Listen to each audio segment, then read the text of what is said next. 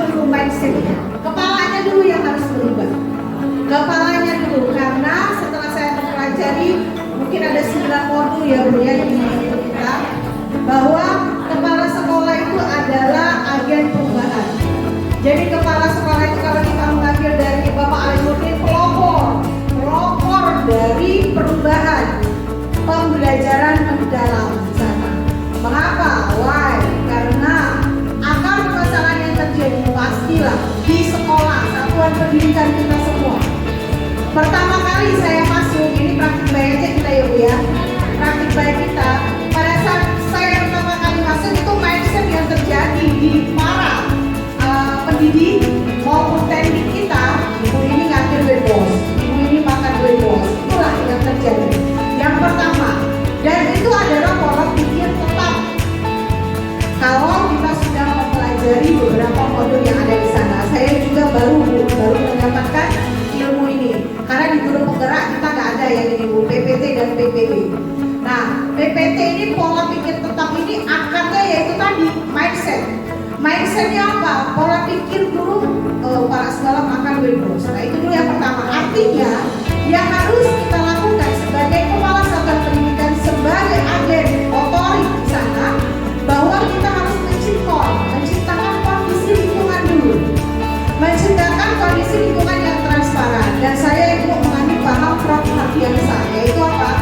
TAK PKK. TAK itu input, transparan, akuntabilitas, kemudian terciptalah kondisional, kondisi itu inputnya. Apa output yang diinputkan di sana? PKK, partisipasi. Mengapa adanya partisipasi? Karena adanya KK, kesamaan hak dan kesamaan kewajiban. Dengan adanya kita mengikuti sistem itu TAK PKK, maka secara perlahan tidak bisa langsung seperti membalak-balikan telapak tangan. Secara perlahan kita akan menciptakan lingkungan yang tadi, lingkungan yang transparan, lingkungan yang akuntabilitas, kondisional, kondisi di mana semua stakeholder yang ada di sekolah itu akan berpartisipasi di sini. Kemudian pendekatan atau nilai karakter yang dikembangkan itu adalah integritas, gotong royong, dan disiplin. Adapun untuk perumusan barunya membina karakter murid agar menjadi pembelajaran sepanjang hayat yang bertanggung jawab, kritis, kemudian toleran dan berakhlak mulia. Ada rasa kepemilikan warganya, yaitu dengan satu membentuk tim pengembangan yang inklusif, kemudian melibatkan guru dan siswanya, guru, siswa, kemudian stakeholder serta masyarakat yang ada di sekitarnya. Yang analisis dari rapor pendidikan kita, potret dari rapor pendidikan kita itu kemana ya arahnya.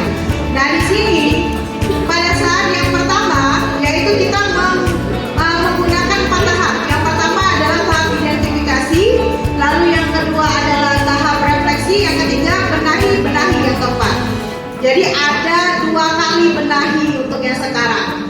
Nah untuk tahap identifikasi itu kita melihat SWOT, kalau saya bilangnya SWOT ya Bapak Ibu, strength kita, itu weakness kita, opportunity di satuan pendidikan kita, sama trade-nya apa kekuatan, apa kekurangan, apa kesempatannya, apa ancaman bagi satuan pendidikan kita. Nah itu kalau saya ya ke SWOT lebih. Nah untuk melihat SWOT tadi kita digiring lagi Bapak Ibu ke data rapor pendidikan kita. Di data rapor pendidikan kita, yang pertama kita akan lihat potret dari rapor pendidikan kita. Lalu yang mana yang meningkat, yang mana yang sudah baik tapi menurun. Di situ semuanya akan ada datanya Bapak Ibu.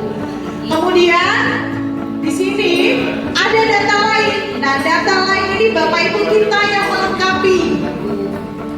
Data lain ini merefleksi satuan pendidikan kita Bapak Ibu. Pastilah Bapak Ibu sudah melaksanakannya dengan cara kuesioner, misalnya memberikan angket kepada murid, wali murid, guru mengenai peningkatan kualitas pelayanan satuan pendidikan kita.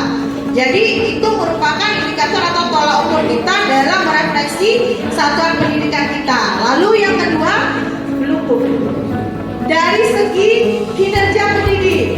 Nah, dari segi kinerja pendidik yaitu yang kita lakukan super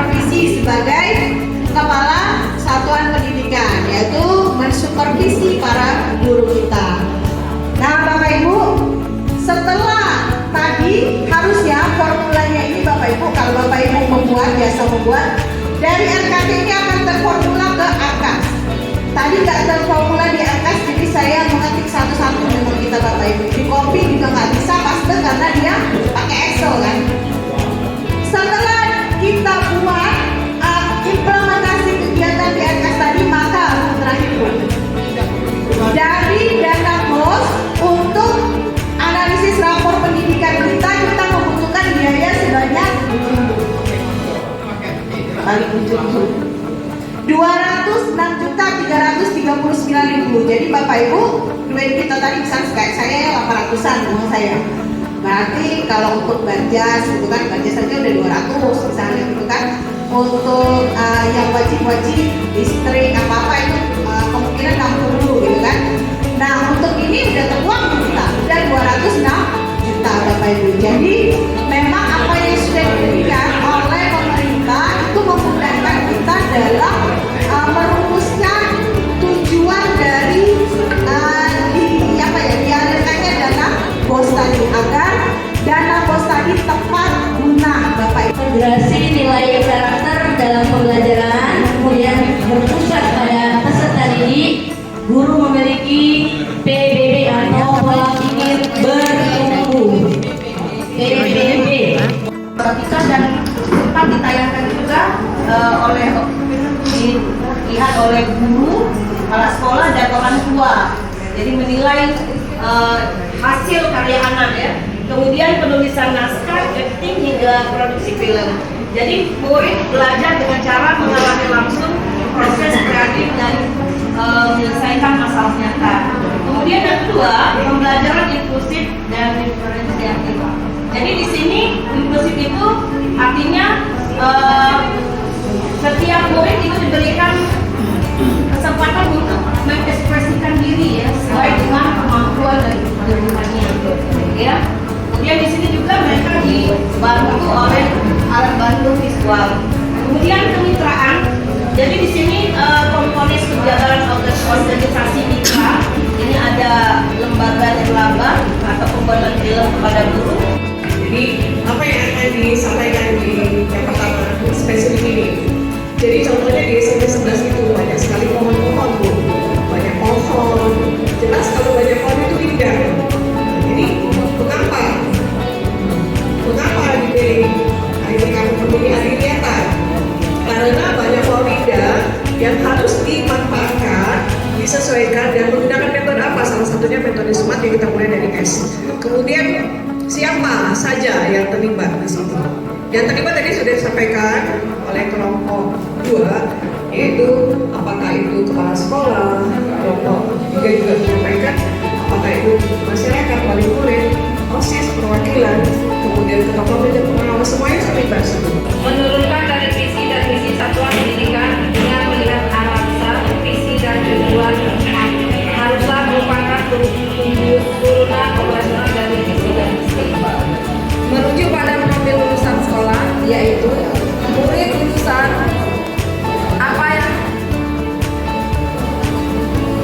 yang diharapkan dari profil lulusan dan tujuan harus mencerminkan pembentukan karakter kecakapan dalam konteks konkret, menyelaraskan dengan pembelajaran mendalam, yaitu tujuan jangan hanya berorientasi pada proses berpikir, refleksi, dan aksi nyata, serta harus mencakup olah pikir Mendalam. Kemudian dalam penyusunan visi misi itu melibatkan seluruh stakeholder, dilibatkan juga siswa atau murid, karena tujuan akhirnya untuk tujuan tercapainya kemajuan dari siswa tersebut. Oke. Penggunaan teknologi kamera sederhana seperti ponsel, laptop untuk mendukung sebagai contoh untuk editing dengan aplikasi dasar literasi digital, mengenal dan menggunakan media digital untuk menyampaikan ide-ide dan cerita. Kemudian terhubung langsung dengan dunia nyata murid, di mana murid tersebut dapat langsung terjun ke sungai tersebut. Yang ketiga, pemberdayaan murid melalui proyek. Itu berarti pembelajarannya langsung pada student center, yaitu proyek murid tidak hanya menjadi penerima informasi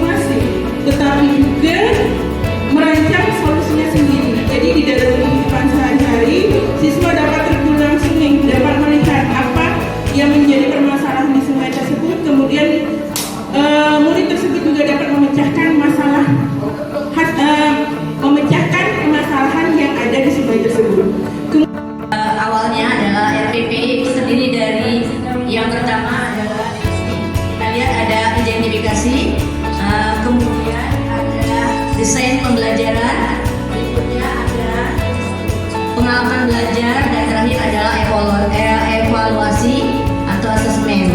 Jadi intinya RPP ini kita lihat semuanya ada identifikasi, kemudian desain, ada pengalaman pembelajaran dan asesmen. Dan berkesadaran murid bermain peranan sebagai reporter iklim untuk mempresentasikan gagasan dan informasi. Climate has constantly been changing over thousands of years. The global average temperature today is about 15 degrees centigrade. Scientists are worried that the planet is warming faster than ever before. The 20 warmest years on record have been in the past 22 years. Ada perubahan iklim dari 1997, 2019 This sampai trend ke continues.